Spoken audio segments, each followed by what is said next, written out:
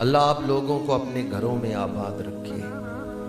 ذرا ایک لمحے کے لیے سوچیں تو صحیح، جن گھروں میں آپ آباد ہیں اور جو کام آپ چلا رہے ہیں، جن سے اپنی اولاد کا رزق کما رہے ہیں، اللہ نہ کرے ایسا ہو، صرف سمجھانے کے لیے مثال دے رہا ہوں، اگر ان گھروں سے ہمیں نکال دیا جائے اور یہ ذرائع روزگار بھی ہم سے چھین لیے جائیں اور سبب یہ ہو کہ ہم دین کے ساتھ مخلص ہیں، تو جب گھر بھی چھین لیے گئے، ذرائع روزگار بھی چھین لیے گئے، وہ کیسے لوگ تھے جو پھر بھی حضور سے وفا کر رہے ہیں۔ ہم جب تصور کرتے ہیں کہ ہمیں ان گھروں سے نکال دیا جائے، ہمارے گھروں پہ قبضہ ہو گیا، رہنے کے لیے چھت کوئی نہیں اب، اور جو ہمارے روزگار ہیں ان پر بھی قبضہ ہو گیا، اس وقت انسان کی پریشانی کا کیا عالم ہے۔ اگر اپنے اوپر اس کو قیاس کریں، تصور کریں، تو پتہ چلتا ہے صحابہ نے کتنی بڑی قربانی دی ہے تو دین ہم تک پہنچا ہے۔ اور میں آپ کو قرآن سنا رہا ہوں، اخرجوا من دیارہم و اموالہم، انہیں گھروں سے بھی نکال دیا گیا اور مالوں سے بھی نکال دیا گیا، گھر بھی چھین لیے گئے اور مال بھی چھین لیے گئے۔ اور پھر قرآن نے ان صحابہ کی نیت بیان کی ہے، انہوں نے گھر چھوڑنا، مال چھوڑنا کس وجہ سے گوارا کیا ہے؟ یبتغون فضلا من اللہ ورضوانا۔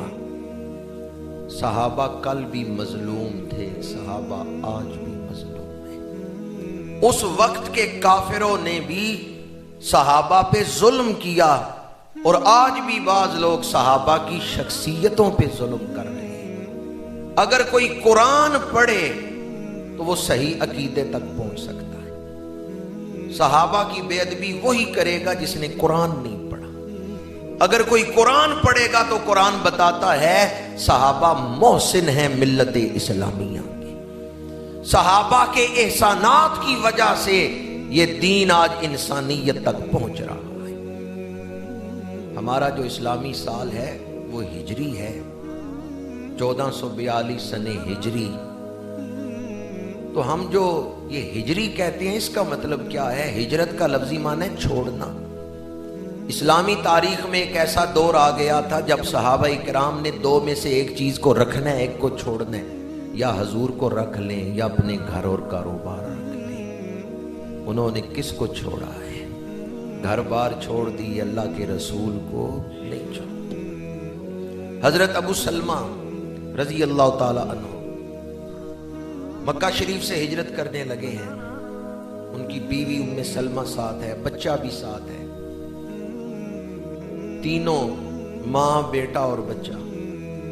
جب مکے سے نکلنے لگے تو حضرت ام سلمہ ان کے قبیلے کے لوگ آ گئے، انہوں نے کہا اے ابو سلمہ تم جاؤ مدینہ منورہ، تم جاؤ رسول اللہ کے پاس، لیکن یہ جو تمہاری بیوی ہے یہ ہمارے قبیلے کی بچی ہے، ہم اسے نہیں جانے دیں گے۔ حضرت ابو سلمہ کے سسرال والے وہ قبیلہ آ گیا، ان کا تم نے جانا ہے تو جاؤ، لیکن ہم تمہاری بیوی کو نہیں جانے دیں گے مدینہ منورہ، یہ ہمارے قبیلے کی بچی ہے، ہم اسے روک لیں گے۔ کچھ دیر جھگڑا ہوا، انہوں نے حضرت ام سلمہ کو چھین لیا۔ ادھر حضرت ابو سلمہ کے خاندان والے آگے، قبیلے والے آگے، انہوں نے بھی کہا ابو سلمہ مدینہ منورہ نہ جاؤ۔ آپ نے فرمایا میں حضور کے بغیر نہیں رہ سکتا، جہاں میرے محبوب ہیں وہاں ہی میں نے جانا ہے۔ انہوں نے کہا پھر یہ جو تمہارا بچہ ہے نا، اس کو ہم نہیں جانے دیں گے مدینہ منورہ۔ انہوں نے بچہ چھین لیا۔ 3 افراد تھے، 3 مختلف جگہوں پہ جا رہے ہیں۔ بیوی کو میکے لے گئے، بچے کو حضرت ابو سلمہ کے قبیلے والے لے گئے، ان کا مدینہ منورہ جانا ہے تو اب ذرا اکیلے جا کے دکھاؤ، بیوی اور بچے کے بغیر۔ قربان جاؤں جذبوں کی صداقت پر، عشق اور وارفتگی پر، حضرت ابو سلمہ تنہا مدینہ منورہ تشریف لے گئے، اکیلے مدینہ منورہ چلے گئے۔ آپ کی بیوی ام سلمہ میکے والے لے آئے، روزانہ کچھ دیر بیٹھتی، بچے کو یاد کرتی تو شدت گریہ طاری ہو جاتی، آنسو جاری ہو جاتے۔ آخر ایک دن ایک شخص نے، ان کے اپنے قبیلے کے ایک شخص نے کہا اس بچی پہ رحم کرو، یہ اپنے بچے کے بغیر، اپنے بیٹے کے بغیر اور اپنے خامند کے بغیر رہ رہی، بچہ بھی جدا ہے، یہ بچے کی جدائی میں آنسو بہا رہی ہے، اس کو بچے سے ملا دو۔ دونوں قبیلوں کو کچھ رحم آیا، انہوں نے ماں اور بچے کو ملا دیا، پھر اجازت دے دی کہ ٹھیک ہے مدینہ منورہ چلے جاؤ۔ 1 سال کے بعد ام سلمہ اپنا بچہ لے کے مدینہ منورہ پہنچی۔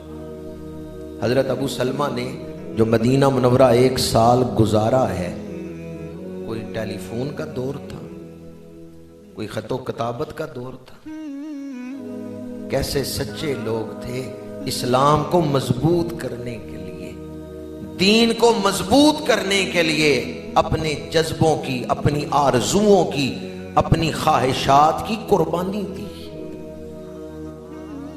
دلائل النبوہ میں حضرت امام بہقی رحمت اللہ تعالی علیہ نے ایک روایت نقل کی ہے، اور بڑی ہی محبت آفری روایت ہے۔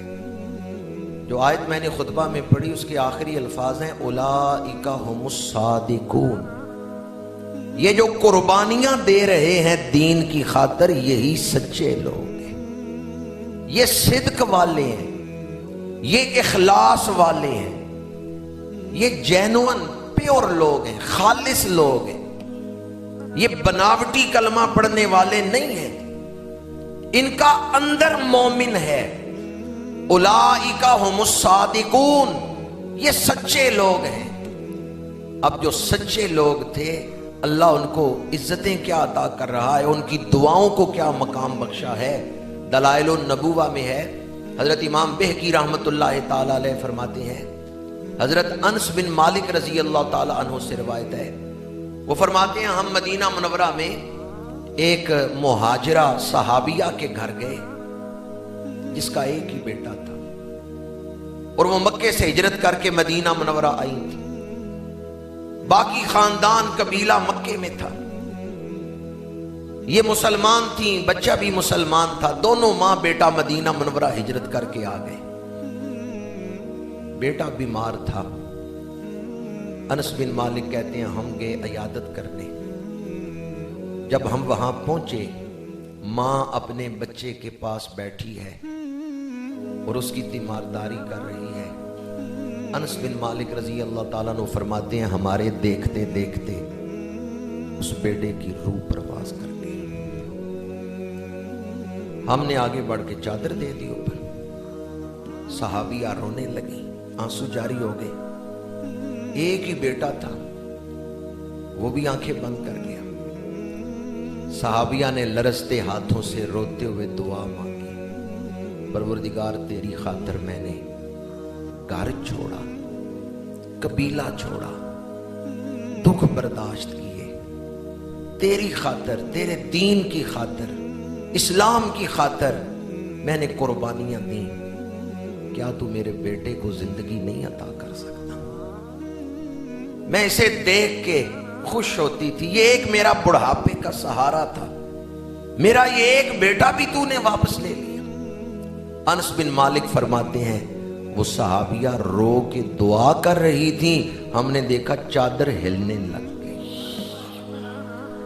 یہ شان ہے خدمتگاروں کی، سرکار کا عالم اولئک ھم الصادقون، یہ سچے لوگ ہیں، اور اللہ نے ان کی دعا کو قبول فرما کے مہر تصدیق ثبت کر دی ہے کہ یہ ایسے سچے لوگ ہیں، ان کے ہاتھ اٹھ جائیں رب دعا کو قبول فرما لیتا۔ غزوہ تبوک پہ میرے آقا کریم تشریف لے گئے، لمبا سفر تھا، 1 مہینے کا ایک طرف کا سفر تھا۔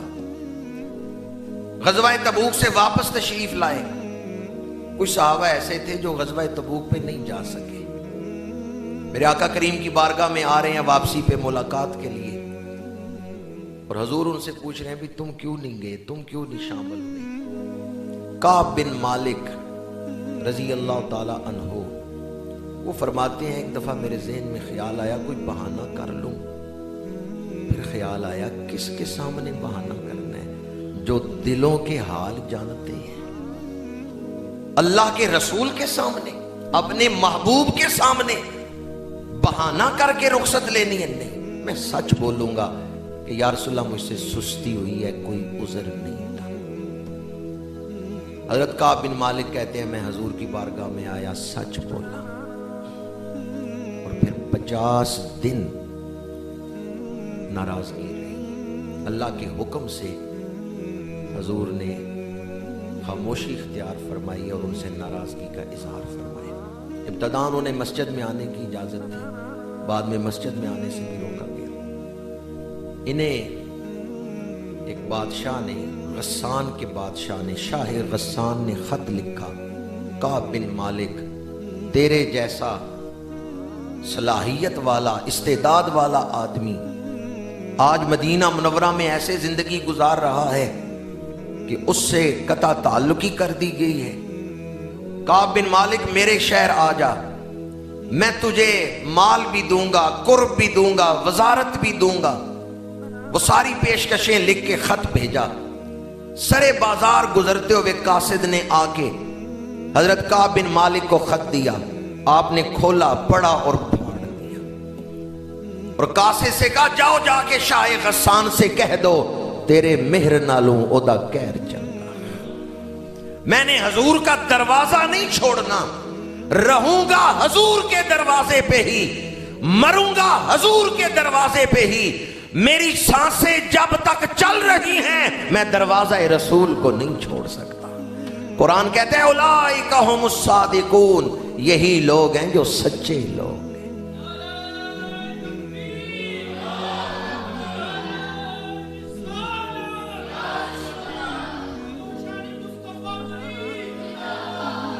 ایک مشکل دور سے گزر رہے تھے حضرت کعب، صحابہ بھی ان سے نہیں بولتے، رسول اللہ صلی اللہ علیہ وآلہ وسلم نے خاموشی اختیار فرمائی ہے، صحابہ بھی نہیں بولتے۔ حضرت کعب بن مالک اپنے چچا زاد بھائی کے پاس گئے، وہ باغ میں کام کر رہا تھا، تو حضرت کعب بن مالک نے جا کے سلام کیا اور انہوں نے منہ دوسری طرف پھیر لیا۔ کعب بن مالک دوسری طرف سے آئے، سلام کیا، انہوں نے منہ دوسری طرف پھیر لیا، وہ سلام کا جواب بھی نہیں دیتے۔ بازو پکڑ کے کعب بن مالک نے ہلایا، کہا میں تیرا چچا زاد ہوں، مجھ سے بات کیوں نہیں کرتے؟